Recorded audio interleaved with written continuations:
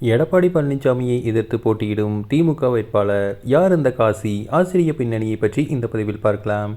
சேலம் மாவட்டம் எடப்பாடி சட்டமன்ற தொகுதியில் அதிமுக பொதுச் செயலாளர் எடப்பாடி பழனிசாமி போட்டியிடுகிறார். அவரை எதிர்த்து திமுகவை சேர்ந்த காசி என்னும் வேட்பாளர் போட்டியிடுகிறார். ஏப்ரல் 23ஆம் தேதி தமிழ்நாட்டுக்கு சட்டமன்ற தேர்தல் நடைபெறவுள்ள நிலையில் தமிழ்நாட்டில் 4 முனை போட்டி நிலவுகிறது. குறிப்பாக ஆளும் திமுக கூட்டணியில் 26 கட்சிகள் இணைந்துள்ளன. எதிர்க்கட்சியான அதிமுகவில் 7 கட்சிகள் மட்டுமே இணைந்துள்ளன. நாம் தமிழர் கட்சியும் தமிழக வெற்றி கழகமும் தனித்தனியாக களம் காண்கின்றன. இந்த நிலையில் முன்னாள் முதலமைச்சர், இந்நாள் எதிர்க்கட்சித் தலைவர், அதிமுக பொதுச் செயலாளர் என பல முகங்களை கொண்ட எடப்பாடி பழனிசாமியை எதிர்த்து போட்டியிடும் காசி என்பவர் யார் என்பதை பற்றி விவரங்கள் வெளியாகியுள்ளது. காசி திமுக மாநில தொழிலாளர் அணி துணை செயலாளர் ஆவார். இவர் ஜலகண்டபுரம் பேரூராட்சி தலைவராகவும் உள்ளார். BA படித்துள்ள இவர் ஜவுளி நிறுவனம் வைத்திருப்பதோடு விவசாயமும் செய்து வருகிறார். இவரின் தாய் காளியம்மாள், தந்தை சின்னத்தம்பி மற்றும் மனைவி அமுதா. காசிக்கு தற்போது 66 வயதாகிறது.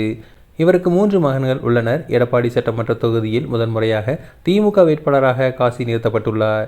இவர் பலம் வாய்ந்த வேட்பாளரான எடப்பாடி பழனிசாமியை எதிர்த்து போட்டியிட்டு வெல்வாரா என்ற கேள்வி எழுந்துள்ளது. சேலம் மாவட்டத்தில் இந்த தொகுதி அமைந்துள்ளது. இங்கு வன்னியர் சமூகத்தில் பெரும்பான்மையாகவும் இருக்கின்றனர். அதற்கு அடுத்தபடியாக குங்குவேளாளர், முதலியார் சமூகத்தினரும் உள்ளனர்.